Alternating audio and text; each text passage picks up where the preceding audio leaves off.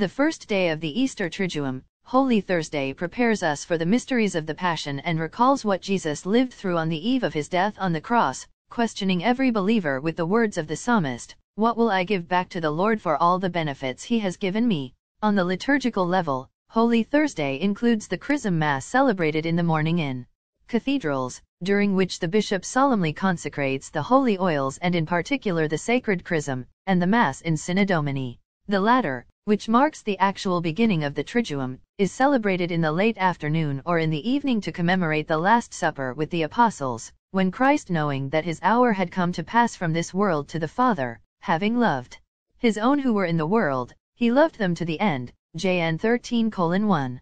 At the Last Supper, Jesus and the 12 celebrated the Jewish Passover festival, the memorial of the salvation that God had given to Israel, a slave in the land of Egypt, passing over the homes of the Jews and manifesting his liberating power. Just as the blood of a lamb on the doorposts had saved the firstborn Israelites, so Jesus, the true Lamb, announced by the prophets, manifested that only his sacrifice is the source of true salvation. Source, therefore, of liberation from the slavery of sin, prelude to the new Passover and eternal glory for those who love him. He is God who makes himself servant, teaches the apostles to serve one another and, with the gesture of the washing of the feet, overturns the ideas of greatness typical of the world, to the point of condensing everything in these words, "This is my commandment, that you love one another, as I have loved you. No one has a greater love than this, to give your life for your friends. That as I have loved you is the imperative to live according to the divine will, in love and truth." The plan of mercy contained in the Last Supper has its culmination in the institution of the Eucharist. Jesus thus gives himself as bread of life to help everyone to remain firm in the face of the mystery of iniquity that grips the world and to win the spiritual battle. His words are very clear in the act of blessing and breaking the bread, "Take it and eat it. This is my body." And again, after the blessing of the chalice, "Drink of it all, for this is my blood of the covenant, shed for many, in remission of sins." He, eternal priest, also instituted at the same supper the sacrament of holy orders, to perpetuate over the centuries the total gift of himself. "Do this in memory of me," through his church, founded on the apostles, first and foremost Peter. He prayed for them and announced both the persecutions they would suffer in his name and the faithful who would follow them. "If they have persecuted me, they will persecute you too. If they have kept my word, they will keep yours too."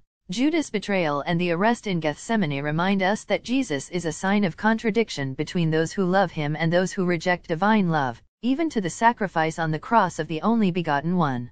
Between he who, even in human weakness, trusts and asks forgiveness from a Father who loved him first, and he who does not recognize himself as his Son. For this reason Jesus consoles himself in Peter, to whom he announces his denial, but knowing his faith, says, "Simon, Simon, behold, Satan has sought you out to sift you like the wheat, but I have prayed for you, that your faith may not fail, and you, once you have turned back, strengthen your brothers." Luke 22:31-32. And he consoles himself in John who, at the announcement of the betrayal, reclined his head over the heart of Jesus, in the other apostles, and in all his flock.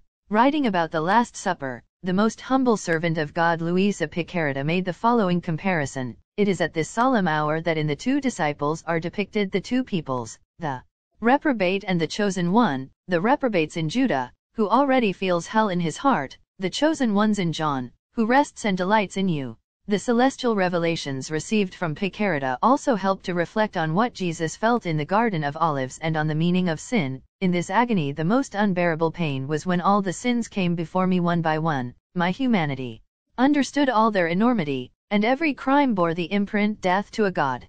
Before the divinity the guilt appeared to me so horrible and more horrendous than death itself. In understanding only what sin means, I felt I was dying, and I really was dying of it. I cried out to all creatures who had pity on me, but in vain." Cf. The Hours of the Passion. At the end of the evening Mass on Holy Thursday, the Eucharist is placed in the altar of repose, while the rest of the church generally remains in darkness and the bells are silent. It is at that altar that the faithful can adore the Blessed Sacrament until the afternoon of Good Friday and meditate on the mysteries of the Passion, especially the mortal sadness experienced by Jesus in Gethsemane. It is a good time to comfort our Lord, as Mary did, taking part in his sorrows, and as did the angel that descended into the garden.